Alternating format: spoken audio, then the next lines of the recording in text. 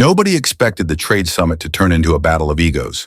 The grand conference room at the G7 summit was packed with world leaders, economic advisors, and media representatives, all gathered for what was supposed to be a routine discussion on global trade. The atmosphere was polished and diplomatic on the surface, but everyone in the room knew the real show was about to begin, because Donald Trump and Justin Trudeau were sitting across from each other at the long, polished conference table, and they weren't known for their diplomatic restraint. For months, Trudeau had been criticizing Trump's aggressive trade policies. He had called them reckless, destructive, and even un-American, a bold move considering Canada's economy was deeply tied to the United States. Trump, of course, hadn't held back either.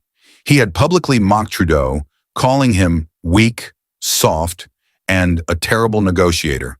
Now, face to face, they were about to settle the score. The moderator, a seasoned diplomat who had seen his fair share of tense political battles, cleared his throat. "Gentlemen, let's begin. The topic at hand is the impact of U.S. tariffs on Canadian exports." Trudeau smirked slightly, leaning back in his chair. This was his moment.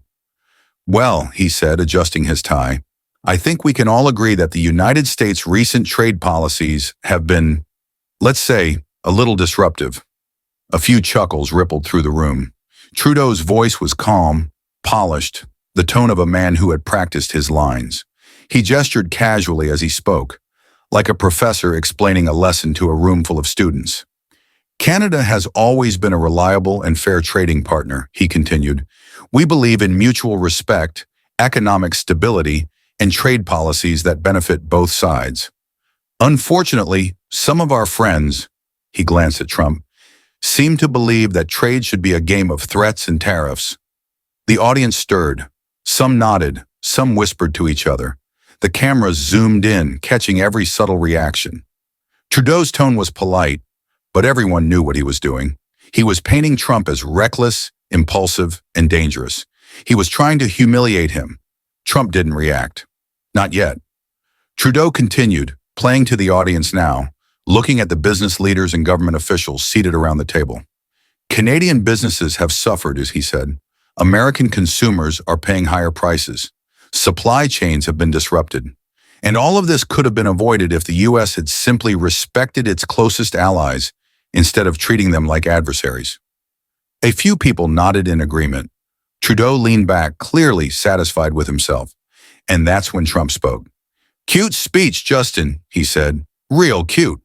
The room froze. Trudeau's smirk stiffened slightly. Trump adjusted his cufflink, leaning forward. "But let me ask you something," Trump continued, his voice calm, controlled, dangerous.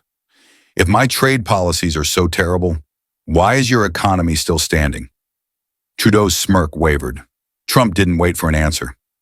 "I mean, you say Canada's suffering, right?" he said. "That businesses are collapsing, that it's all just a disaster. But last time I checked, your country still exists." A few people chuckled nervously. Trudeau cleared his throat. "Of course, we're still standing." "Then what's the problem?" Trump interrupted, grinning now. "Because from where I'm sitting, it sounds like you just don't like the fact that I'm a better negotiator than you." The audience stirred again. Trudeau shook his head, forcing a laugh.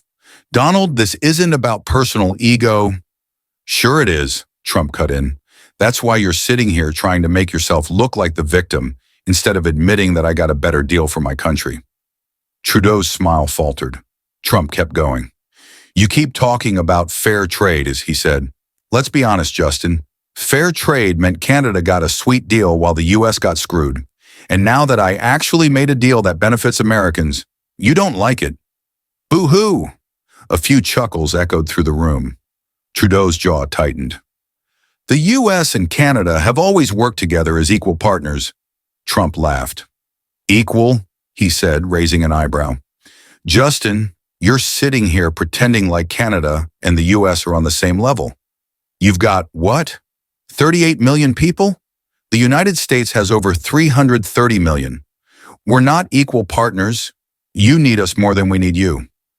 The room tensed. Trudeau's face darkened. Trump wasn't just debating anymore. He was flexing his dominance. The moderator, sensing the tension, cleared his throat. "Let's keep the discussion productive. Trump ignored him. You want to talk about mutual respect and fair trade? Trump continued. Then start by admitting that your country relies on the United States. Your businesses need American consumers. Your economy depends on our success. And if you're going to sit here and pretend otherwise, you're either lying to yourself or lying to everyone in this room. Silence. The audience shifted uncomfortably. Trudeau opened his mouth, but nothing came out. Trump smirked. Yeah, he said, leaning back. That's what I thought. The moderator quickly moved to another topic, but it didn't matter. Trump had already won, and Trudeau knew it. The tension in the room was thick enough to cut with a knife. Justin Trudeau sat rigid in his chair, his smirk long gone. His usual polished, diplomatic confidence had been replaced with something else. Something tighter, more controlled. Donald Trump, on the other hand, looked completely at ease. Leaning back in his chair, arms folded, he watched Trudeau struggle for a comeback. The moderator, sensing the shift in energy, cleared his throat. Prime Minister Trudeau, he began, trying to restore order. Would you like to respond? Trudeau inhaled deeply, straightened his tie, and forced a measured smile. Well, he said, I think we all know that America's economy benefits just as much from Canada as Canada does from America. It's not a one-way street. Trump tilted his head slightly, as if waiting for more. Trudeau continued, regaining his rhythm. Our supply chains are deeply connected, he said, addressing the room now instead of just Trump. If you push too hard with tariffs, it hurts everyone. American farmers, American manufacturers, American consumers. He turned back to Trump, his voice calmer, more controlled. I understand that you're a businessman, Donald, he said, and I understand that, in your world, winners and losers are all that matter. But in international trade, there aren't just winners and losers. There are partners. A few polite nods rippled through the audience. Trudeau leaned forward slightly, his hands clasped on the table. The real question is, are you a leader who values partnerships? He asked. Or are you just looking to pick fights?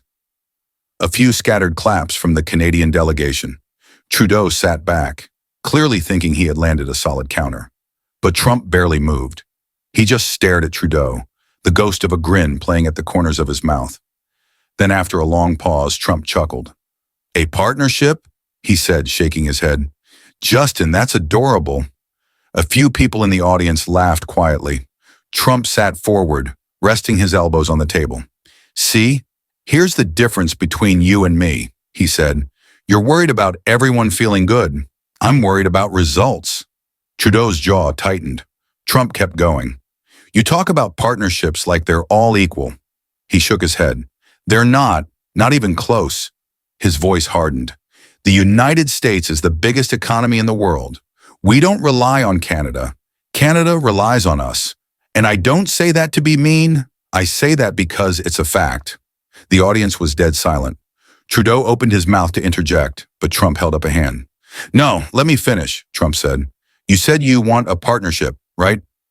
Okay, let's say I own a massive company, one of the biggest in the world, and let's say you own a small business that depends on my company to survive. Now, in that situation, are we really equal partners? Trudeau shifted in his seat. It's not that simple. Oh, but it is, Trump interrupted. It's exactly that simple. He glanced around the room, addressing the entire audience now.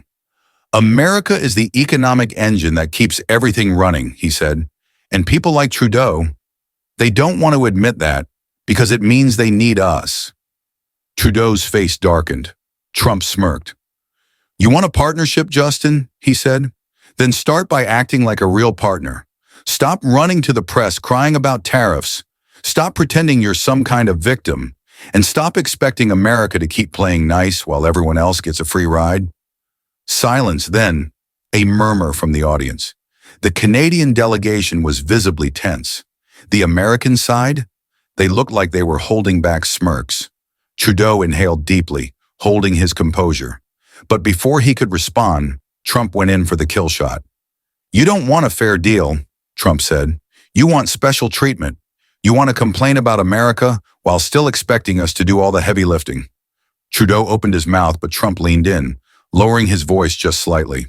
Well, guess what? Trump said, his tone turning ice cold. I don't do handouts. The entire room froze. Trudeau's jaw clenched. For the first time that night, he had no comeback. The moderator, visibly flustered, quickly jumped in.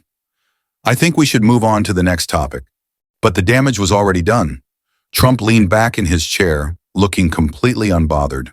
And Trudeau, he sat stiffly, his hands clasped tightly together, his face carefully neutral. But everyone in the room knew what had just happened.